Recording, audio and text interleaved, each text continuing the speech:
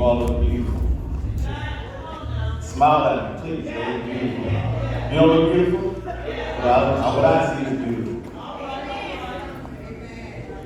Wow. Minister Whaley, Minister Hoffman. I have nothing else to say. Y'all said it all. Anybody full here? Anybody full? Raise your hand if you're full. And raise your hand if you're full. Raise your hand. If you're full of Jesus, give more space right now, Jesus.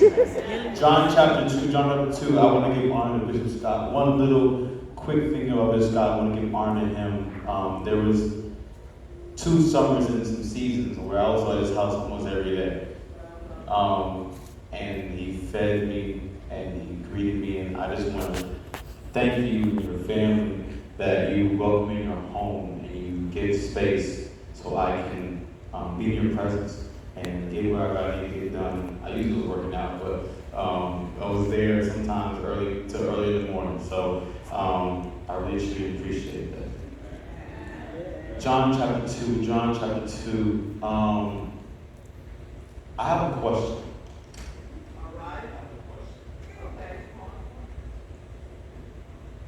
Anybody feel tension in today's time? You get up, you go to work, there's tension. You get up, you go to school, there's tension. You go to bed, there's tension. You go to church, there's tension. You don't know what's going on, but you feel some type of tension. Whether it be vaccinated, non-vaccinated, Black Lives Matter, school shooting, Democrat, Republican. We just don't know where to stand on the ground, but it's always some type of tension. And so, I want to give a why there's tension. And the reason being is because God is going to blow on you. God is going to breathe breath of life upon you. Anytime there's some type of tension, anytime there's some type of misconstrued things, that God is getting ready to do something. Right or wrong? When you go to the beach and you see the water go in, what's coming next? A wave.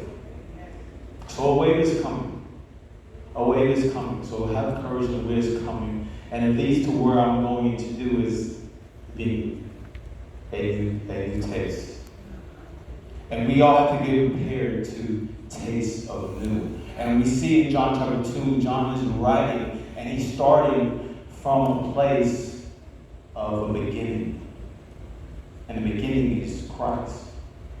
And my thing is when I think about tension and this new wave that's coming, I wonder if we could, what happens if we start our questions and problems with the true beginning? If we start our answers to questions, our solutions to the beginning, which is Christ, what happened when we go through things in our mind, when we think about things in our day, what if we started with the beginning? Not in the beginning, the Spirit of God, no, in the beginning was His Word, we're talking about Jesus, where everything was made from Him and everything was made for Him, the beginning, Jesus. So we see the beloved. If you don't know who the beloved is, the author of John. The beloved is writing from a place, from the beginning of Christ. And then we get into this, our text here in John chapter 2, they're at a wedding, or you can say a party, whatever you want to call it. Another time I'll be more theologian-like, but let's just flow with the scripture right here. So, and there's this problem. There's no more wine. And Mary, the mother of Jesus, is going to Jesus and saying that our friends have no more wine. And there's an issue. And Jesus is like, ma'am, why are you asking me? Why are you coming to me in this situation? My time is not here. And Jesus is saying that to her that I have nothing for you. Mary turns around and looks at him and says, okay. So now you're probably wondering, what does this have to do with the new taste and the next wind of God is coming?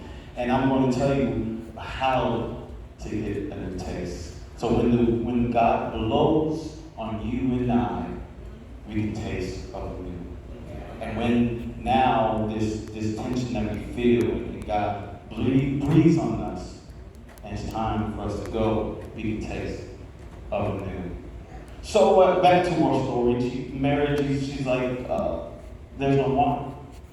And she's protecting her friend's honor. And let me side note. What if we take up for people's honor and not worry about the logistics and who said who and what is what, and we protect the honor of folks? Maybe the man or woman who's thinking about their identity and not knowing if she's he or she or them or it, maybe they have a thing that's going on that their honor needs to be protected. And we need to get from moving what is right or wrong, but let's go into the honor of them and bring them into the comfort of Jesus. So now there's a new Cinderella. Now we can stick to the task. But we're going on the theological problems, but now why can't we just protect their honor? So now Mary knows who Jesus is, which goes to my first point of how we get the taste new is faith.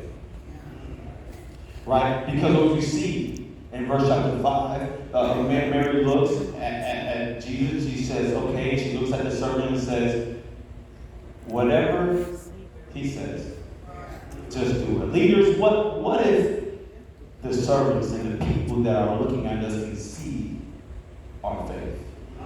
They were right there in the midst of this conversation between woman and son, woman and savior.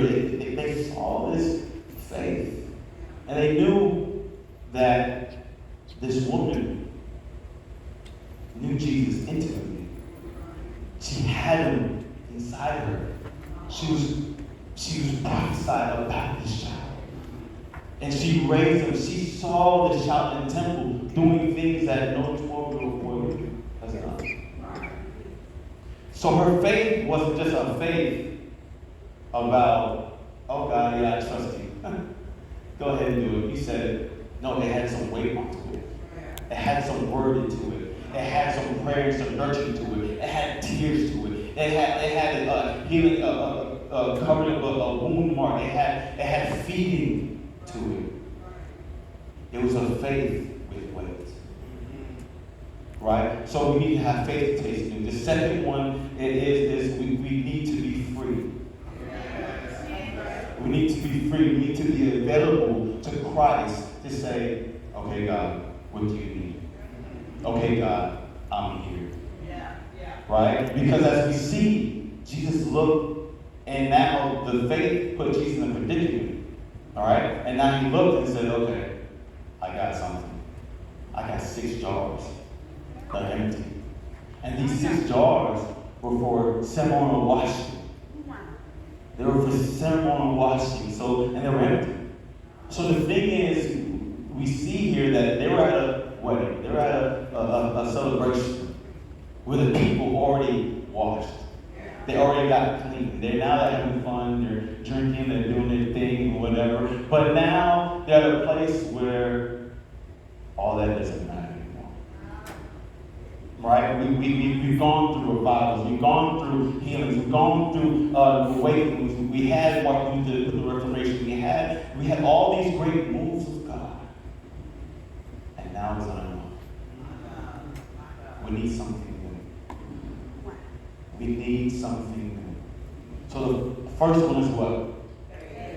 The second one is then you need to be filled. Jesus turned to them filled with water. And we look at the text, it says that they filled it to the brim. And I don't know if you ever try to fill something to the brim. You had to try to put the last orange juice into the cup. That's me. Send the last orange juice into the cup and try to get it before you go. And you try to fill it to the brim. You really can't do it because it's something there's some that will be leaking out. So I would say that be filled to overflow. Oh, be filled to overflow. And so what I mean by being filled, let's think about this being filled. All right? Think about you have your cup, the water, whatever you want to pour into, and it's empty, and you pour it in. What happens? The liquid, the whatever, the water hits the walls of the cup. So when you're filled, it's not going to be comfortable. When you're filled, something's going to go inside you. It may feel a little pinch. Just because things get uncomfortable doesn't mean it's not of God. The second thing I want to go into that is Jesus didn't fill it. Jesus told the servants to go fill it. So as you're saying, God, I be free, don't say, oh, God's going to do it. Don't say, oh, God's going to fill me. I'll learn from God. No, He may place you under someone to fill you. He may put you in a situation that you may not like, that may feel uncomfortable, to fill you up. Just because you don't have peace about it doesn't mean it's not of God. Are you feeling it? I'm sorry, I'm not hooping out. I'm sorry, it's kind of, but it's important that we taste new for the next win. Because we can't be filled halfway. We can't be filled poured away. We have to be filled full. So we have to, one, faith. Two, it's right there. Don't free. Yes. Free. Filled. And to be faith, filled. Free. Filled. And once you have the faith, that has a weight. Once you're free, you make yourself available to God. With all your business, make space. You're free. And then you're filled. Guess what happens? You're fruitful. And it said it right here in verse 10. It said it right here in verse 10. And it said, everyone brings out the choice wine first. That means the good stuff. Right? The expensive stuff. The choice wine first. Then cheaper wine after. The guests have too much to drink. But you, Jesus, save the best. This next move is going to be greater than what happened. This next move is going to be better than this industry. There's going to be signs and wonders and miracles. There's going to be people that come into the doors. The questions of this today can be answered. Your mental health issues, the LGBT community, the Black Lives Matter, the Blue Lives Matter, the shootings, the politics, the stresses of today, we have answered. But you have to have faith. You need to be free. You need to be filled. So you can be fruitful. So I would love to end this off with prayer. We had the Cinderella story. We had to stick to the race. So we can be tasted of you. Alright?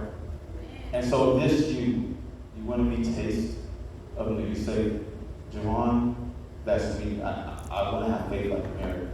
I want to be able to make space. I want to be filled by Jesus. And I want to be fruitful when the time comes. That God breathes on us and sends us and places in situations. If that's you, I would love to pray for you. Please come. If that's you. The second group, if you say, yeah, everything was right, stick to the race, the Cinderella story, I'm a Cinderella story, and I want to be part of this family of God. So when God breathes in us a taste of Him, I want to be a part of that. I want to be a child of God. Come, I want to pray for you too. But in the third group, if you have a loved one, if you have pain in your body, sickness, whatever, come, I want to pray for you. If that's you, come. If that's you, come. That's you, come. If ministers, you can come and stand here. But that's you. You have a need in your family. You want to stand in the gap for someone. If you have pain in your body, if you want to give your life to Christ, if you want to say, yes, I want to be tasted, come.